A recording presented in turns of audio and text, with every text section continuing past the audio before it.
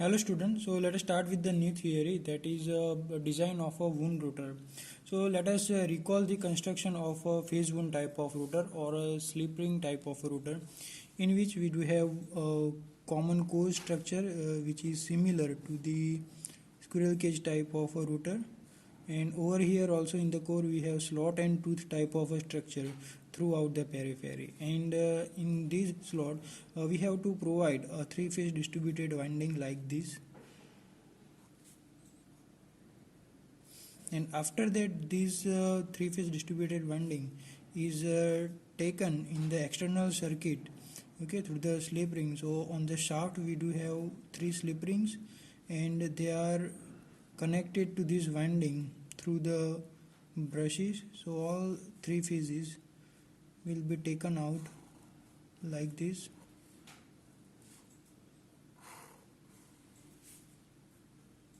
and after the slip ring these connections are further connected to three-phase variable resistance, which is also star connected in most of the case, so that we can adjust the value of a rotor resistance for smooth starting and also for the speed control purpose.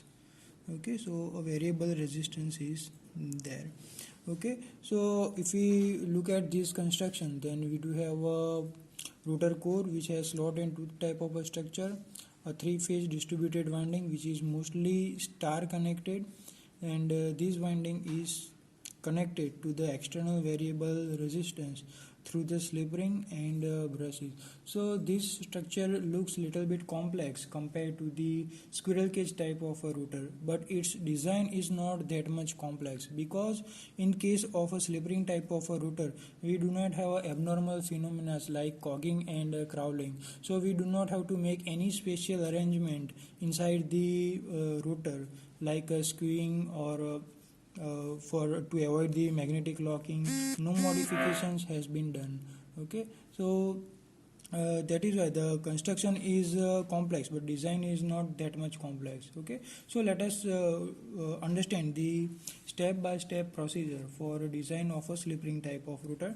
So the first step or first point we need to consider for phase wound router design is the number of router slots.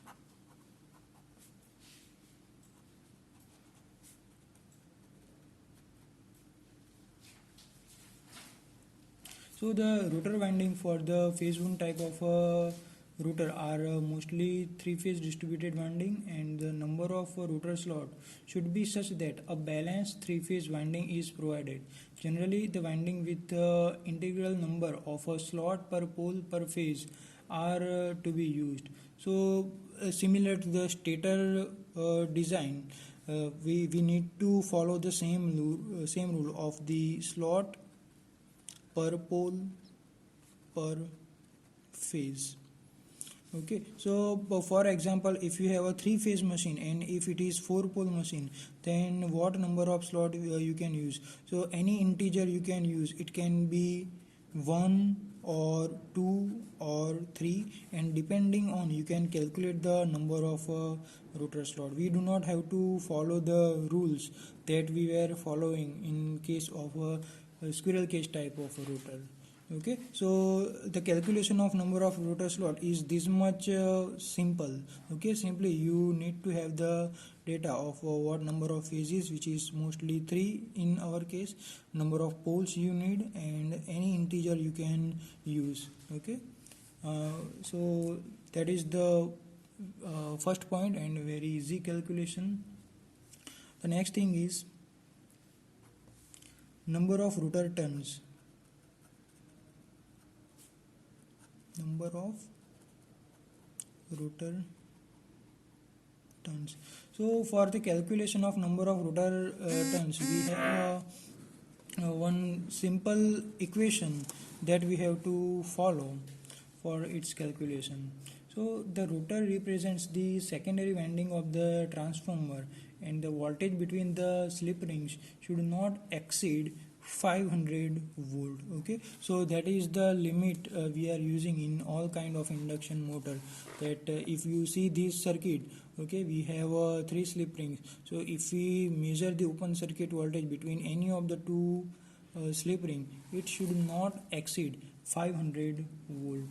Okay, and it is the maximum at a standstill when rotor is not rotating, because the relative motion is going to be very high.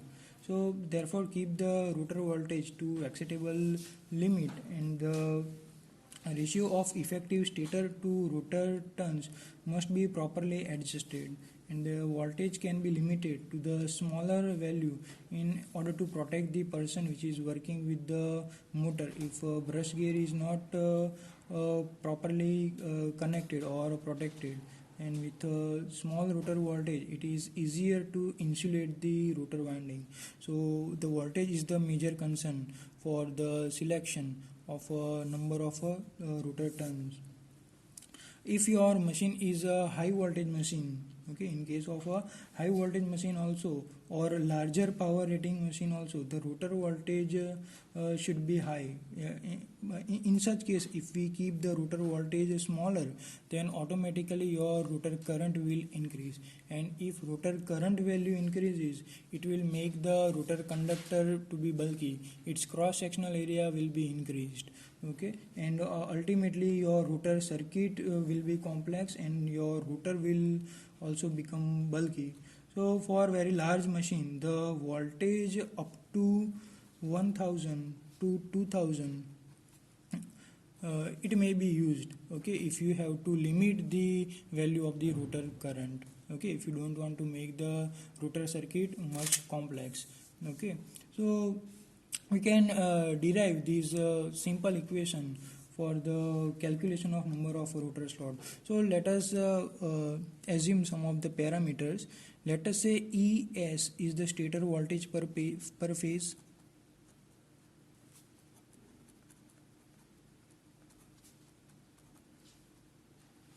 Let us say ER, it is the rotor voltage per phase.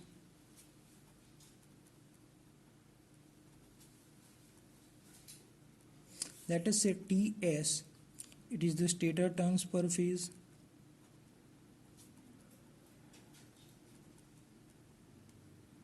And TR is the rotor turns per phase.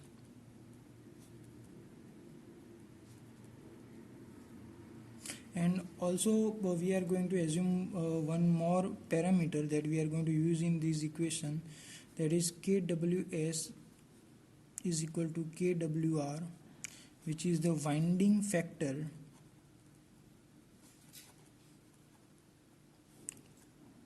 for stator and rotor. Okay, so winding factor for stator and winding factor for rotor. So in our calculation, we are going to take the value of winding factor for stator and rotor to be similar, that is 0.955.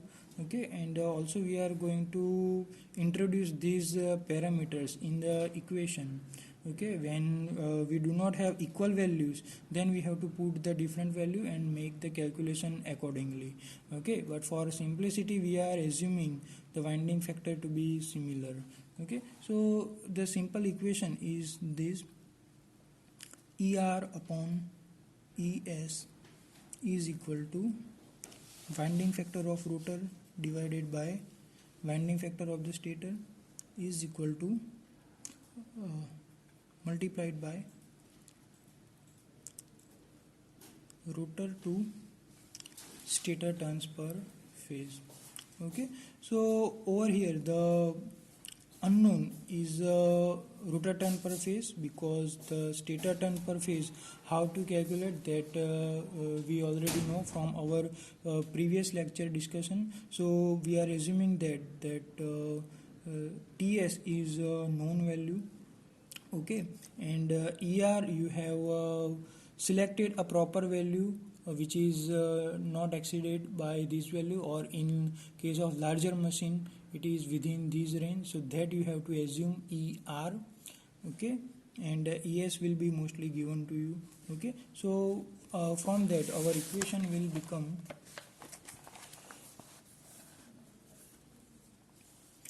TR is equal to winding factor of stator,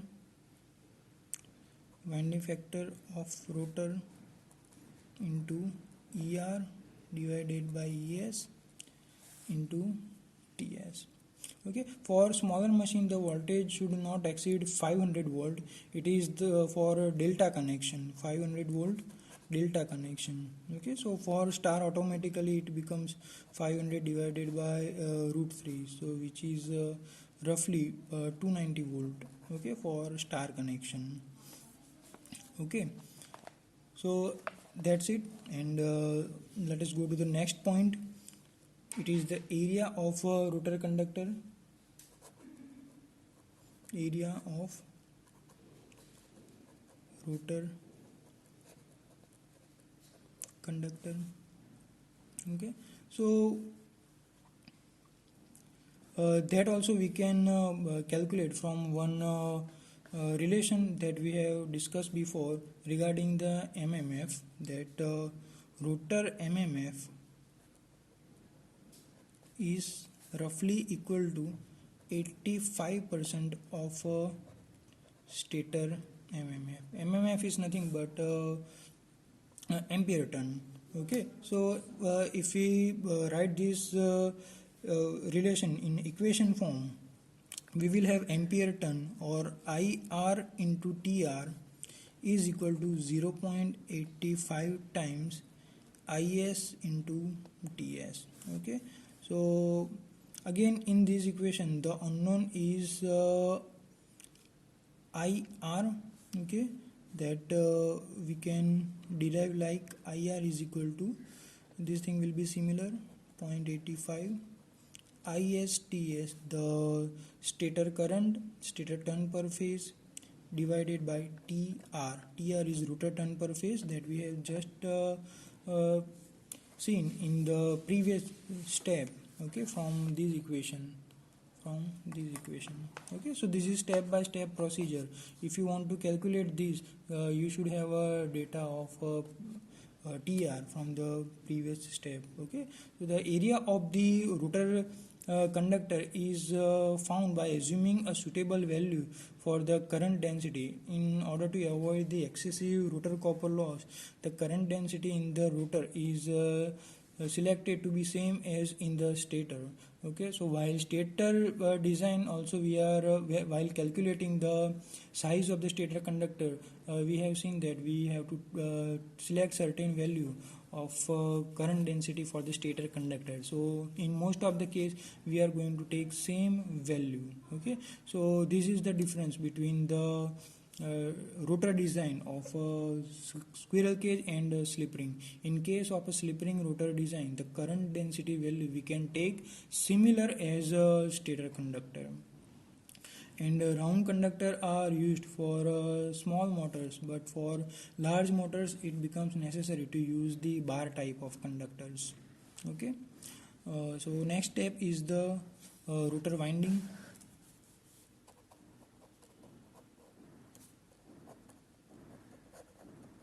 So mostly a three-phase distributed winding is provided inside the rotor, and it is star connected.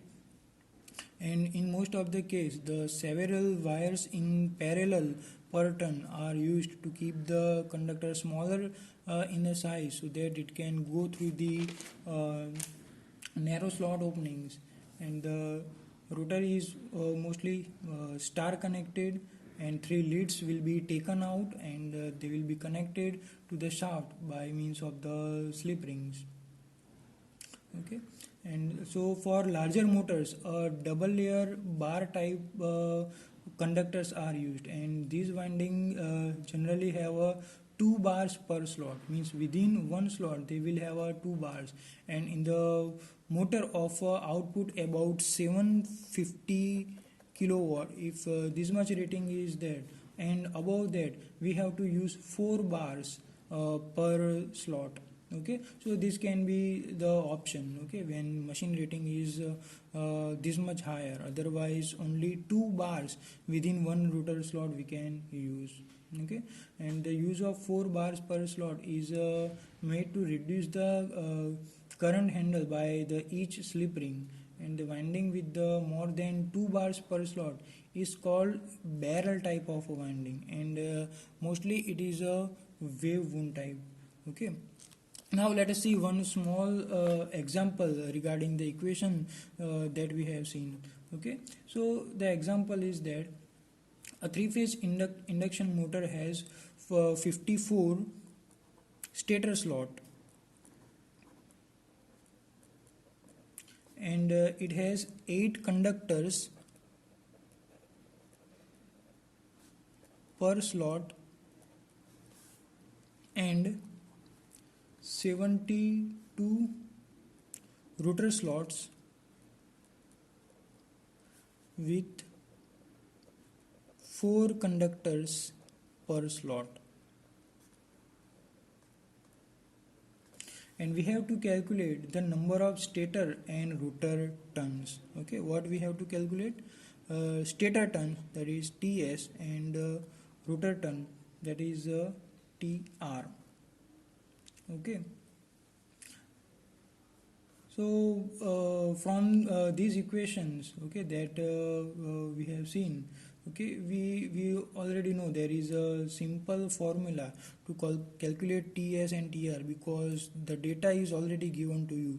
Total slot 54 and conductors per slot it is 8. Okay, so first of all I need to find out the total conductors.